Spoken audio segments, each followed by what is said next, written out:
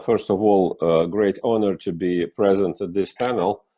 In Russia, we have now today a holiday. This is a victory parade, which was postponed due to coronavirus. So I had the chance to listen to you and to watch a little bit of military equipment on television.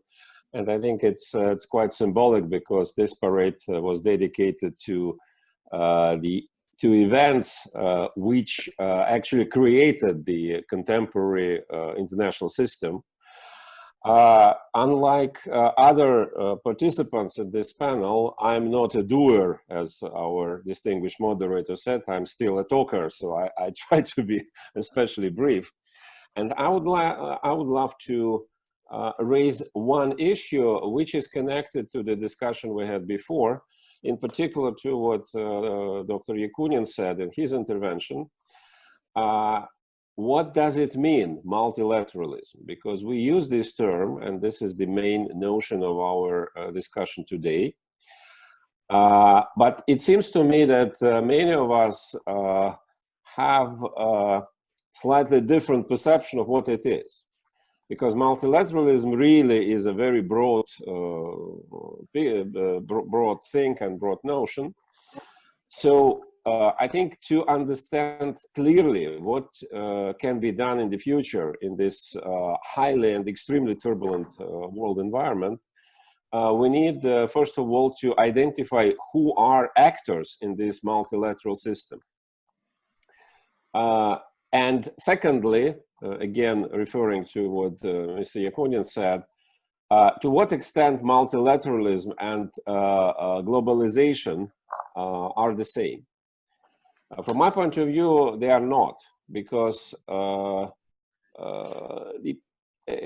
time and the period in which we lived since, say, 1980s, 1990s, that was a period of significant rise of globalization in this contemporary liberal or maybe even new liberal understanding. That was, in a way, a very successful period for many countries, China in particular, by the way. But the key idea during this period, conceptual idea, was that the role of state as a structural unit of international relations, will be not, maybe not undermined, but disappear gradually, because other forms of international governments will replace the traditional role of state. It's extremely interesting, the debate we can argue about different aspects of that. But whatever we think about that period, I think now we have a completely different entourage. And the pandemic, which created the foundations for our discussion today, demonstrated one very important thing, that there is nothing but a nation state which in crisis situations can and should operate to protect citizens, and nothing can replace it in this role. It does not mean that pandemic will lead to fatal deterioration of international cooperation. Hopefully not. I hope it will be exactly the opposite. But the form of this cooperation certainly will be different than we imagined before. Because we saw that all transnational structures, based on the idea that the competences of nation states gradually will move there up to those supranational institutions, they disappeared at the moment when people in different countries, citizens in different countries, started to feel that their life were endangered physically endangered by this calamity. And to a certain extent, what happened this year put everything in a different constellation. and this is maybe, it was inevitable because the specificity of such a disaster as a pandemic is that you cannot do anything but to isolate, to combat this. So this is objectively only way to try to confront this problem.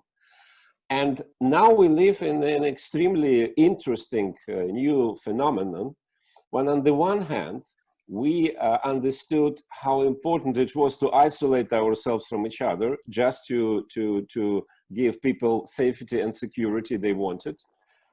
And it showed that the sustainability and strength and capacity of each concrete state was the key factor of how different countries could survive this pandemic. States, not international organization, not multilateral structure, states. At the same time, of course, that was a fantastic experience when the whole world was literally and completely unified, because we lived exactly same life everywhere, from Cape Town to Reykjavik, from Shanghai to, I don't know, Norilsk. It was exactly same problem. And the world demonstrated how interconnected it is. So I think that we are now facing a completely new challenge. How to pursue national interests, which are back. So no illusions about that. National interest, we can call it egoism, we can call it mercantilism. It might be sometimes very nasty, but it is back, and it will be the main characteristics of a period ahead of us. How to reconcile that with the necessity to cooperate in order to pursue those national interests, not the global wealth, not the common solutions per se, but to pursue national interests which cannot be addressed without very profound international cooperation. Maybe in multilateral form, in some situations in bilateral form. I think bilateralism should be back as well. It's not a problem for multilateralism. It's one of elements of that. So I think conceptually, this is a completely different period, which is not, again, the paradox is it's not against globalization, but it requires to turn globalization into something completely different. Thank you.